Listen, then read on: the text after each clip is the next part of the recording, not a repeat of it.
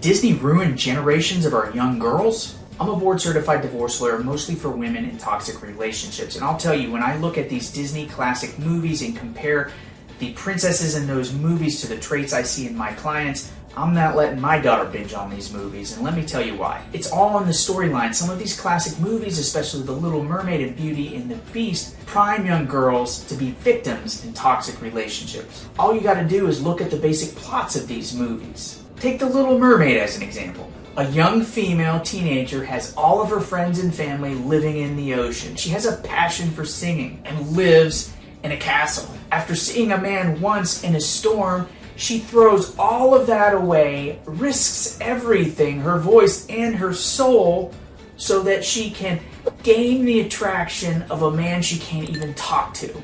And this is all for the hope that she can live permanently on land, away from the family and friends that have supported her for her entire life. I mean, this just reeks of what I see my clients go through as they get into these toxic relationships that ruin decades of their life. And I mean, The Little Mermaid is kind of classic for this because you have a young woman who is being isolated from everything she's ever known after a very brief courtship. And then in the process, she loses all of her old identity. Those are like the three biggest red flags. Almost all of our clients who are in difficult relationships, usually to a narcissist or similar type of man, almost always had a very brief courtship.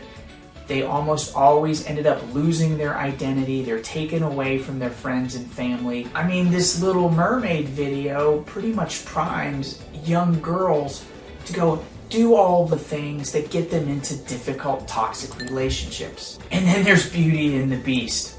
So the big story there is Belle meets the Beast. He treats her like crap. When she finally gets away from him, the first thing she does is turns around and goes back to her captor. And then because she loves her captor, really her abuser so much, she changes everything with one kiss and everything's happily ever after. I mean, come on, what a load of crap. This does not happen in real life. You don't want your kids to think that's possible. Let's just unpack that a little bit.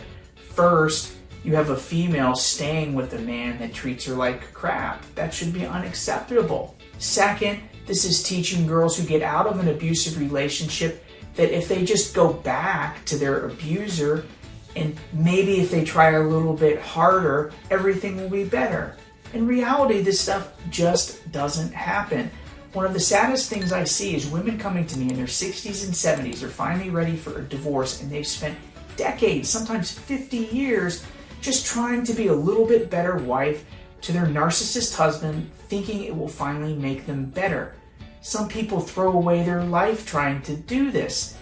This movie is teaching our young girls that that is something they should think about being acceptable. I mean, if you're asking me, maybe I'm the wrong person to ask, but these movies add nothing of value and just perpetuate decade-old stereotypes that women should give up their identity, disregard who they are, to please a man. So look, is Disney all bad? No, it's not. And thankfully some of their more recent princess movies have been a whole lot better. Take the Frozen series, for example. Two sisters support themselves, they put family over relationships, and as a result, they save their entire village. Yeah, there's men mixed in, but that man, Kristoff, is a caring person, and that relationship takes its course over time and never takes priority over Princess Anna's family. Moana is another good one. You have a young girl having close family connections, and while she ultimately leaves her island, it's only to go save her island from environmental threats. And in the process, she essentially tames the man that she helps do it with, and only through that young girl's willpower do they save her homeland. So can you still have your little girls watch these Disney classic movies like The Little Mermaid, Beauty and the Beast, Cinderella? Yeah, you can, but here's my suggestion. As you watch those movies, watch them with your kids. Have a discussion around what the characters do, how it's not how they should model their lives.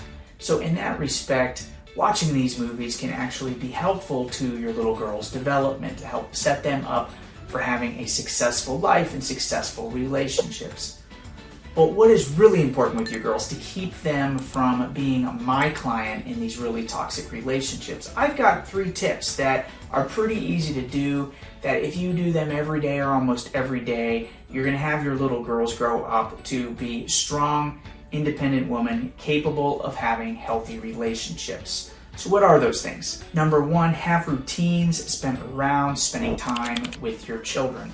Try to eat breakfast or dinner, preferably both, with your daughter. And when you do that, try to have discussion. Allow your daughter to talk about her day, to talk about her feelings. Do it in a family setting where everybody can go back and forth about how their day was. Number 2, talk to your kids individually about their day at the end of the day when it's just one-on-one. And if you're lucky enough to have 2 parents in the same household, have your child do that with each of their parents. It's just important to build that one-on-one bond with each parent for the child. And the way you can do it is ask them what they want to talk about. Let them talk about what's on their mind. If there isn't any topic that comes up, ask them about something that was really happy during the day, really funny during the day, something that made them laugh. And this primes them to not only talk to you, be comfortable sharing their feelings with a parental figure, but also to look for the positive things in every day, because they're going to want to have something to talk to you about during your special time. Tip number 3 for your daughters is help them develop healthy dreams. Talk to your little girls about what they want their life to be like when they grow up.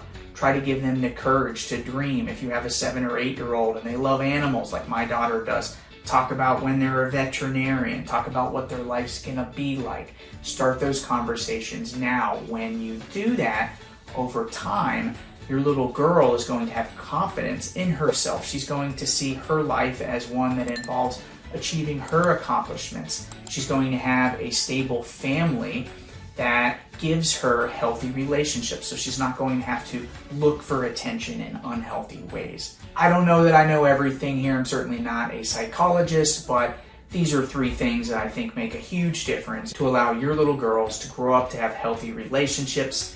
And besides that, yeah, keep them off these classic Disney movies. So what do you all think about this? Let me know in the comments. Let me know if this is helpful. If you got any other good ideas for something like this, drop them in the comments below. We'd love to make a video about it. Our goal here is to help people have healthy relationships. Also, check out the description if you're in an unhealthy relationship. We have a lot of free resources, including ebooks on learning about the divorce process, learning how to get out of toxic relationships, and if you or somebody you care about needs to talk to an attorney in Florida about this stuff, my law firm handles divorce and family law cases in the South Florida area, from Vero Beach south to Miami, a few other areas of the state. Hope you found this helpful. See you next time.